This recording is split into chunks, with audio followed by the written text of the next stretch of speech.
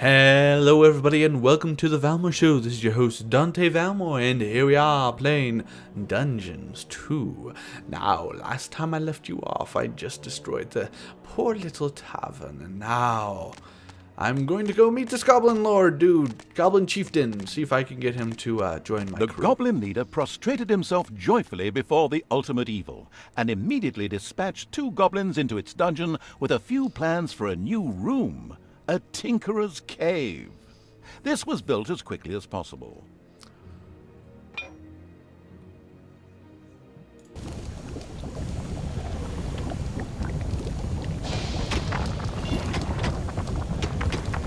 Okay.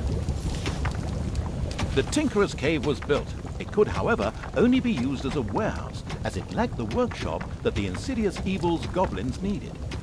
Quick as a flash, Evil placed a creator mat in the Tinkerer's Cave. A sparkling new creator mat graced the Tinkerer's Cave of the expansion-hungry Evil. A goblin would be able to work well in here, producing toolboxes. A few of these boxes would now be needed in order to invent a trap. The moody Evil waited patiently. The moody evil.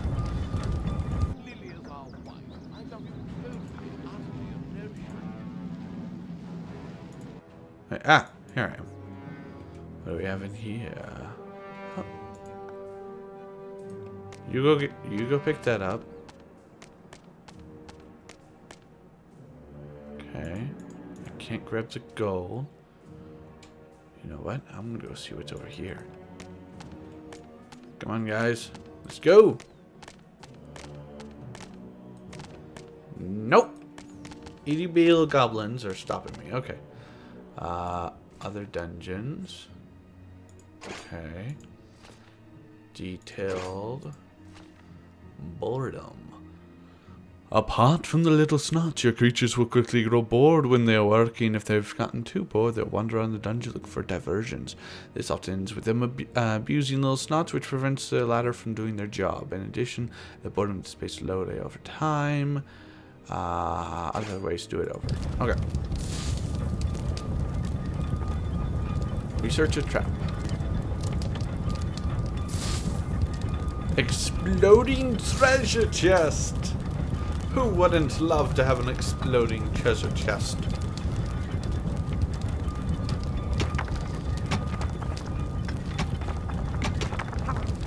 Oh, you also build the walls. Okay. That's good. That's good. Gooden. That's very gooden.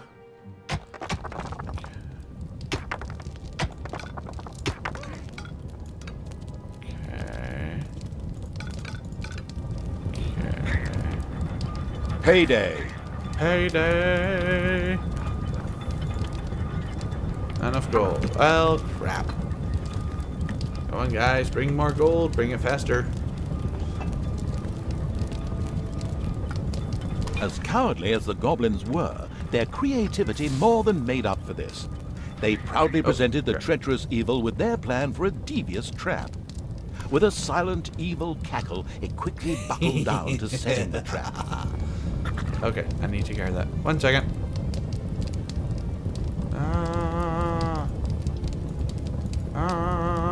Offline. There we go.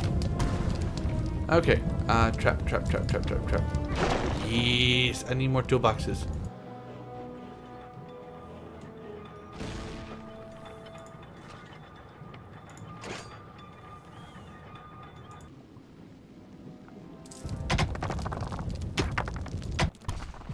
New discovery.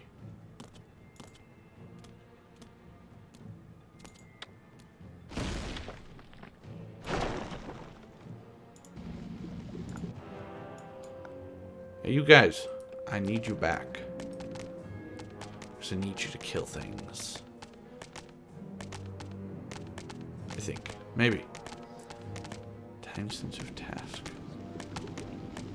I assume I need to kill it if it's saying time. Those are some freaky looking rats.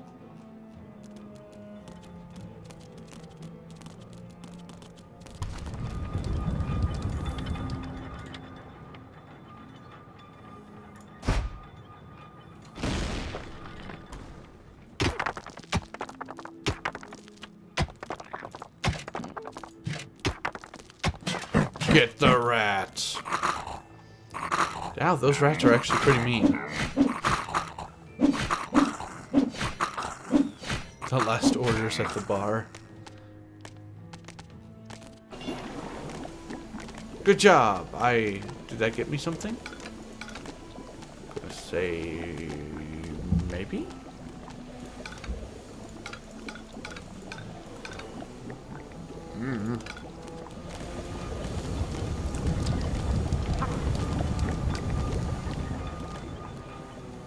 Oh yes, build my exploding treasure chest.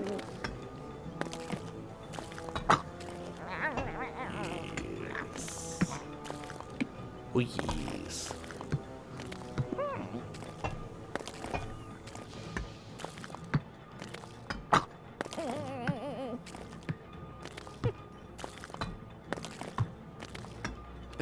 It's taking a real long time for the build an exploding treasure chest. Job done. The trap was finished and ready to be found by a hero. This is going to be so much fun. Just at that moment, a particularly powerful dwarf warrior appeared in the dungeon. How had he suddenly arrived at this precise time was indeed most odd, but his presence was more than welcome. He was going to be a guinea pig for the trap. Oh, that poor, poor dwarf. Even this strong dwarf warrior didn't stand a chance against the treacherous traps and powerful monsters of the invincible evil.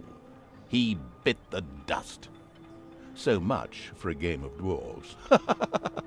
The dungeon's defenses were now clearly much improved, but the hunting lodge still remained well protected and impregnable. There was nothing that the ultimate evil could do. The task was impossible.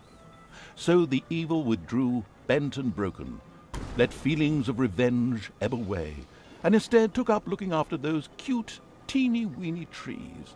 Bonsais? What are they called again? Oh, yeah, Bonsai, yes, that's it. The end. Pretty unsatisfactory, huh? Of course, that wasn't the end. In reality, the indefatigable evil paid the Goblin Cave another little visit. The Goblin leader would hopefully spit out something useful after a few more slaps. Okay.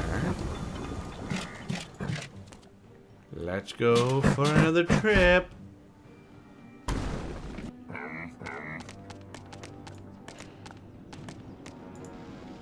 And down we go. Okay. While we're doing that, how are we doing here? The expansion-driven evil couldn't wait to explore the further possibilities of the Tinkerer's Cave. In particular, a hospital seemed a useful way to cure its ailing units. It set about asking for this to be researched. Yeah, I would if I had enough money. I guess I need to start digging some more.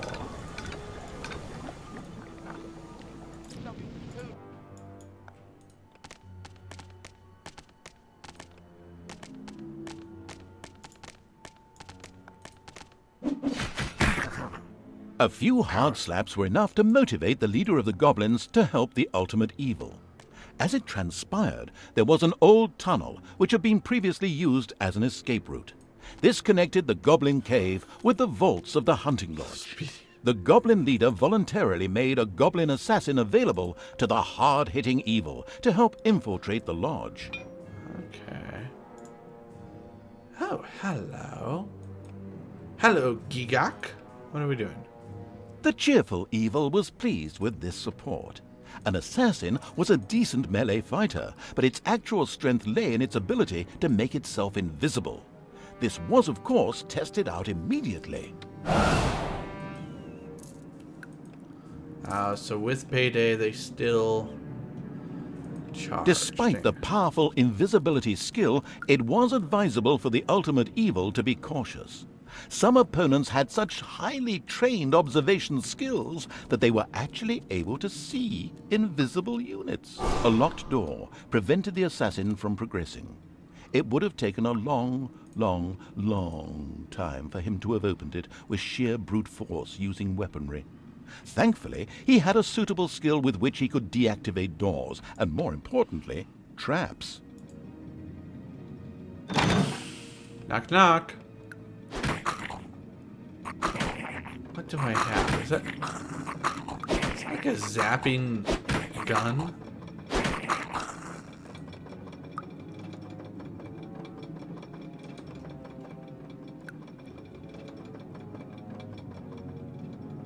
Enemies have entered the dungeon. What? Oh.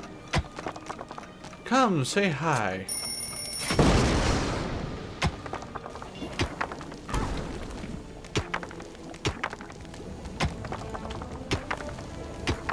Enemies have entered the dungeon. Oh, crap. Oh, crap.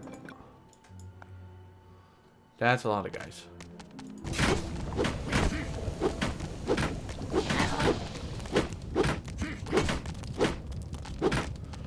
No! No losing people, no losing people. Late, one of the creatures had come up with a plan to create a trade union and go on strike for better working conditions. Once he remembered exactly what the ultimate evil would do to him, the idea was quickly shelved.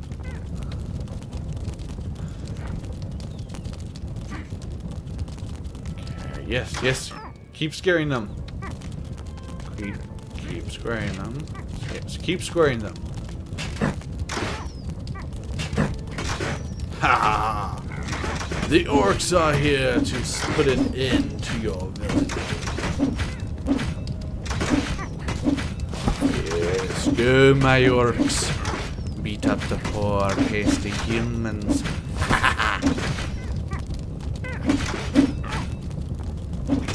I need to build another. Well, not build, but I need to recruit another.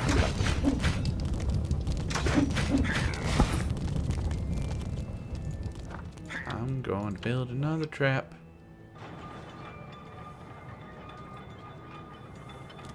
Right here. Another trap. Put it right here. And left. Okay. Back to under the castle. The on-the-ball evil recognized that the warrior princess there was extremely powerful. The goblin assassin would be best advised to avoid any contact with her.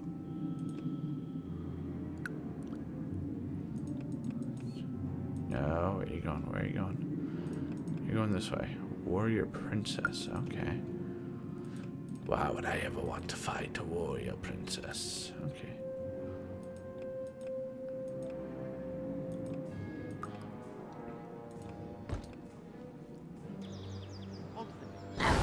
A Gobobot was being forced to make miserable repairs in the lodge. A brief feeling of what it thought might be sympathy passed through the sensitive evil, but this actually turned out to be a mighty belch.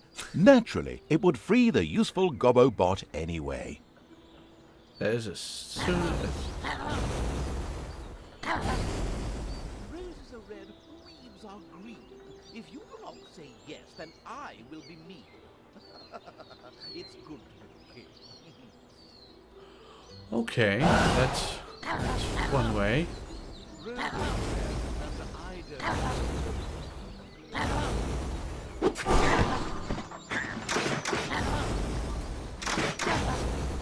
Burn them!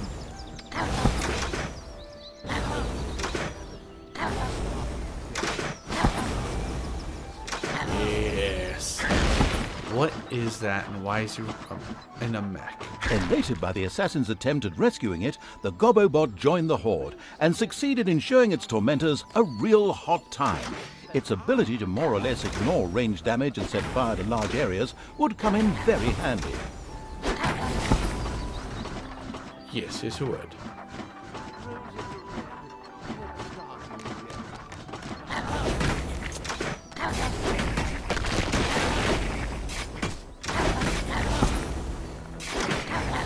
Any major guys? Nope.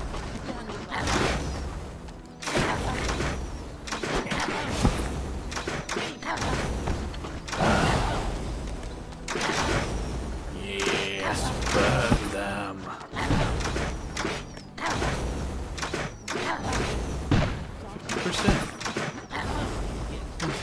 Oh, it's the tower.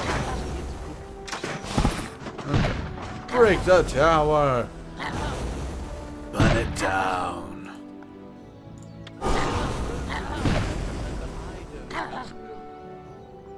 Payday.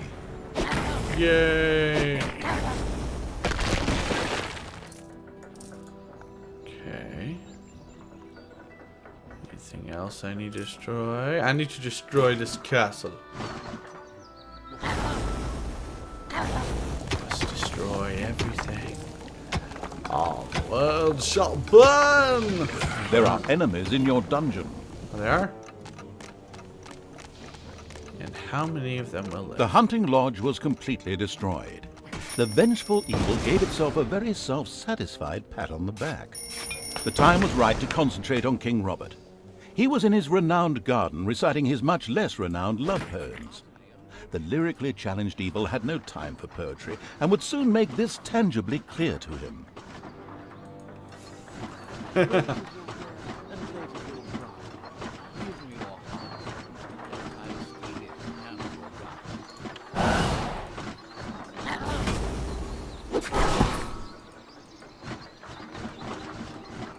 The king was accompanied by a pixie who was able to cast powerful healing magic. Any direct attack would be suicidal. Mercifully, the omniscient and helpful narrator was at hand.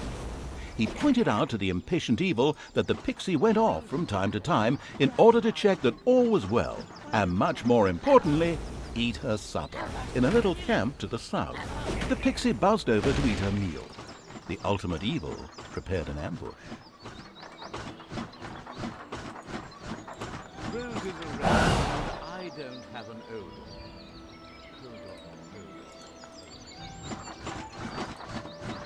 The annoying little pixie had spoken her last healing spell. The crafty-minded evil sculpted a fan from her wings. Now it was time to look for King Robert and ensure his early demise. He knows how to hit hard. What is that? 50%.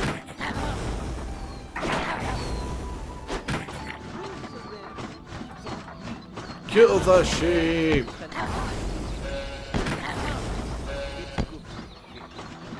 Okay, how do I get over here? Roses are red, violets are blue. Your mind is big as a white baby.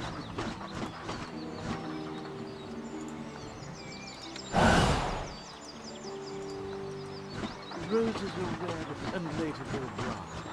Give me your Hi. You shall die, Paladin. King Robert fell, and the ultimate evil had received its well-deserved revenge. But there were still many more heroes out there who deserved to bite the dust. Their time would come. Yes, victory! Alrighty, well, I hope you've enjoyed this episode of Dungeons 2. Victory shall come. I shall have victory and vengeance. I shall be V for victory. Vengeful vendetta of vagacious vagon driven. Yeah, no, I can't even say what he says in that movie. Anyways, I hope you've enjoyed this episode, and I will see you in the next episode. Bye!